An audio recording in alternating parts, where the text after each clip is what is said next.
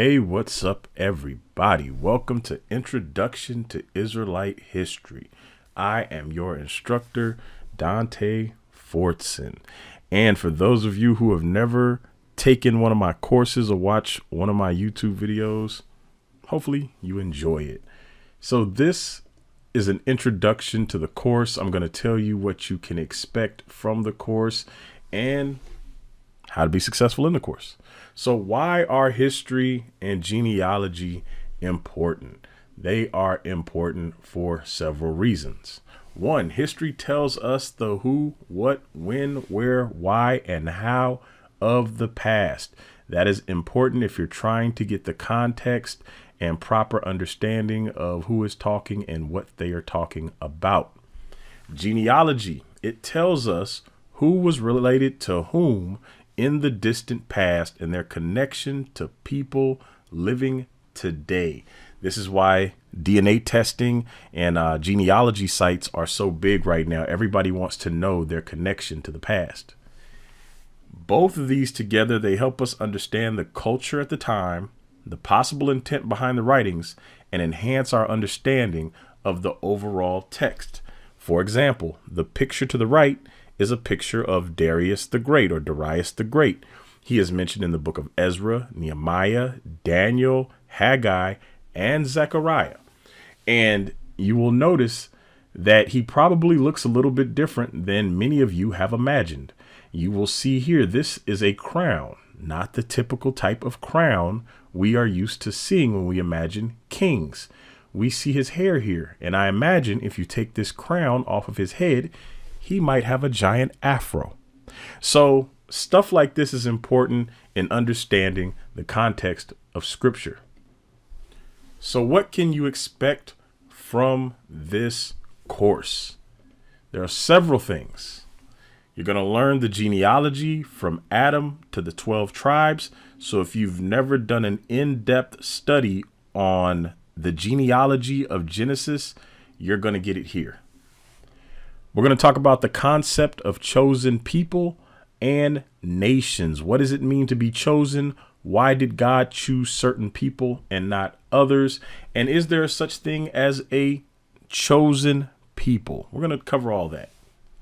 The cultural and ethnic makeup of ancient Israel. Most times people have something in their mind when they imagine what ancient Israel looked like. And oftentimes it's not what ancient Israel or the ancient Mediterranean looked like. People imagine a light-skinned or brownish-skinned Mediterranean area in the past. And we're going to look at some of that, and we're going to listen to a few people who are doctorates and PhDs, and they have degrees in the area of history. We're going to listen to them talk about the ancient Mediterranean. You're going to learn about biblical geography and migration of biblical people. This is important too. A lot of people have the misconception that the majority of the Bible takes place in what we call the Middle East, when in fact the majority of the Bible takes place in Africa.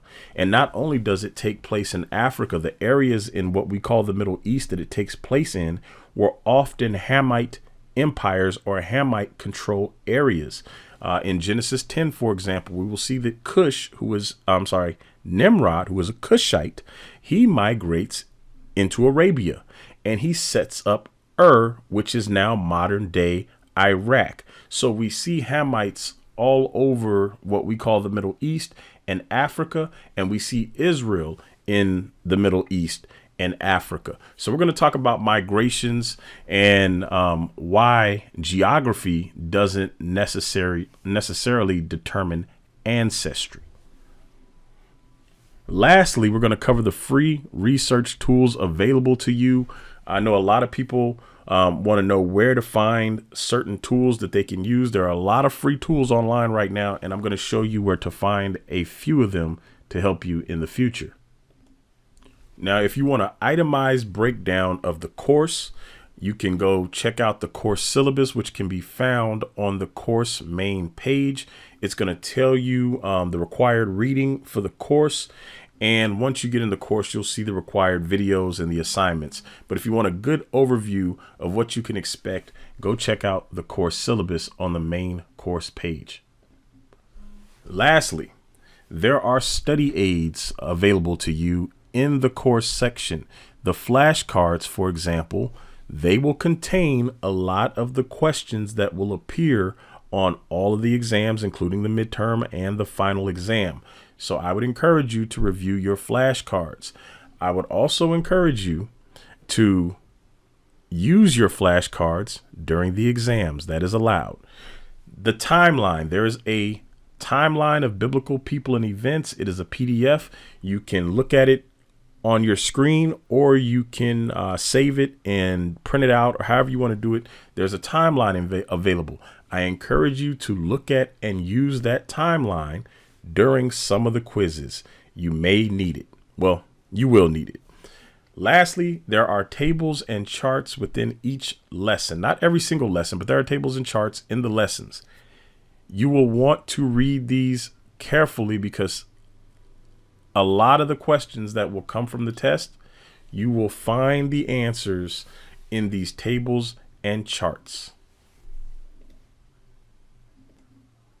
Now, the course is broken up into 2 sections. You're going to have section 1, and in this section, we're going to have module 1, which is going to cover Adam through Cain, module 2, which is going to cover Seth, the Hamite theory, race in the Mediterranean. Module 3 is going to cover Eber to Abraham, the Tower of Babel, the War of the Kings. Module 4 is going to cover Isaac, Ishmael, Jacob, and the 12 tribes. And then there will be a midterm exam. Now, there will also be a quiz after each module. So you will want to read all the material. Part of the quiz questions come from the Genesis readings, because there's required reading of Genesis all the way through. By the time you reach module 4, you will have read the entire book of Genesis, which is 50 chapters. That's what we cover in section 1. So part of the quiz and exam questions come from directly from the Bible. Part of them come directly from the reading. Some of them will come from required videos, and a lot of those will appear on your flashcards. The flashcards contain the answers to not everything in the quizzes, but a lot of your quizzes and exam questions. So review those flashcards. And then there is section 2. So after we read the entire book of Genesis and establish a foundation, we're going to build upon that foundation in module 5. We're going to backtrack and cover the women. We're going to cover Sarah, who is the wife of Abraham. We're going to cover Rebecca, who's the wife of Isaac, Rachel and Leah, who are the wives of Jacob.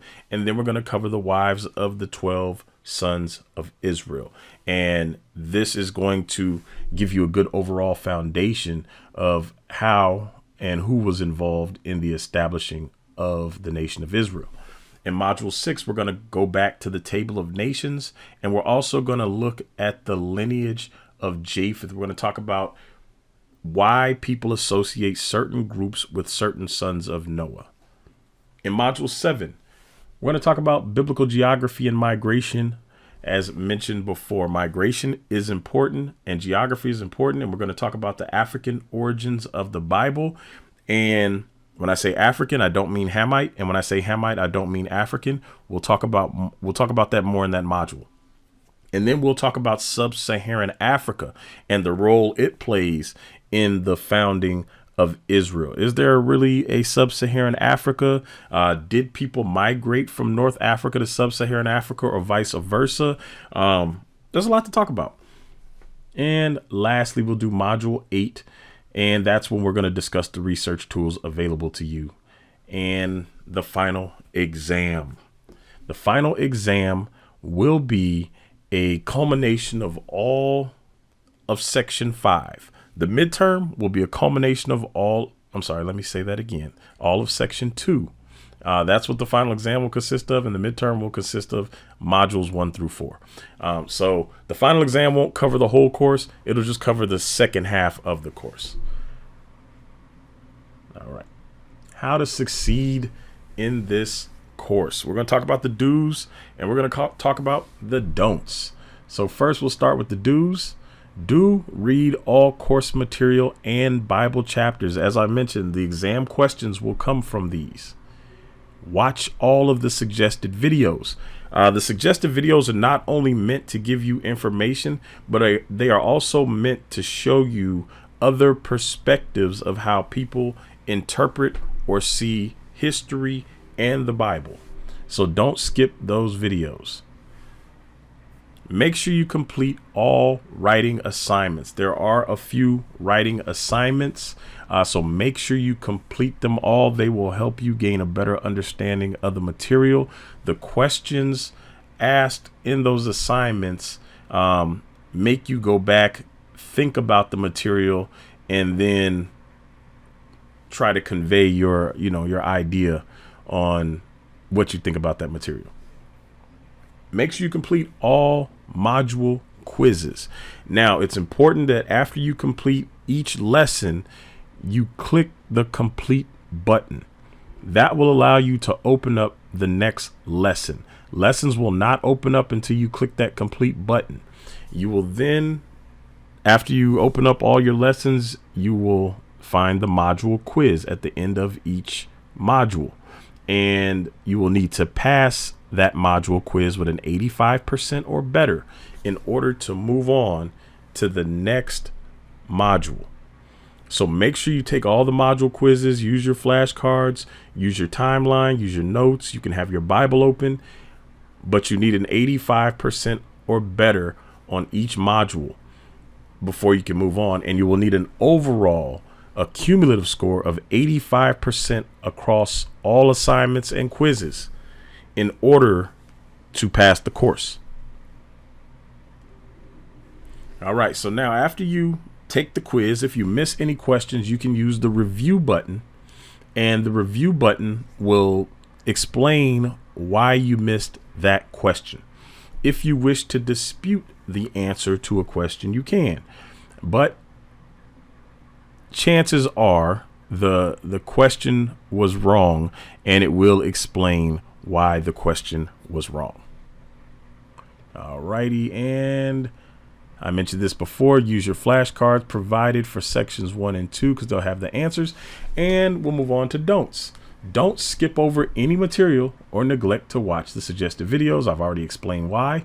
Don't skip the writing assignments. They will help you grasp the material a lot better.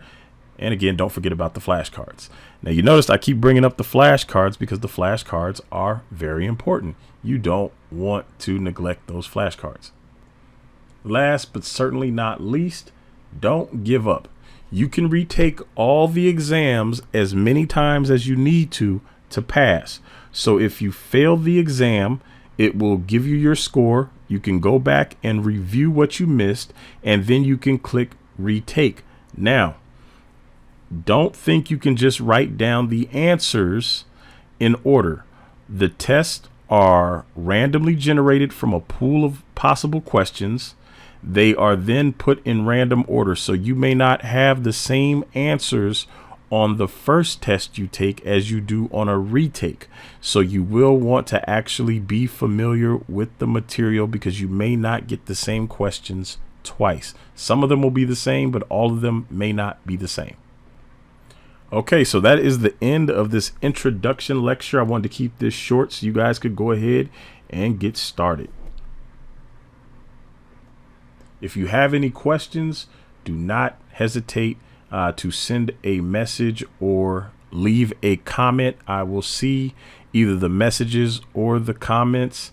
And with that said, go ahead, feel free to get started.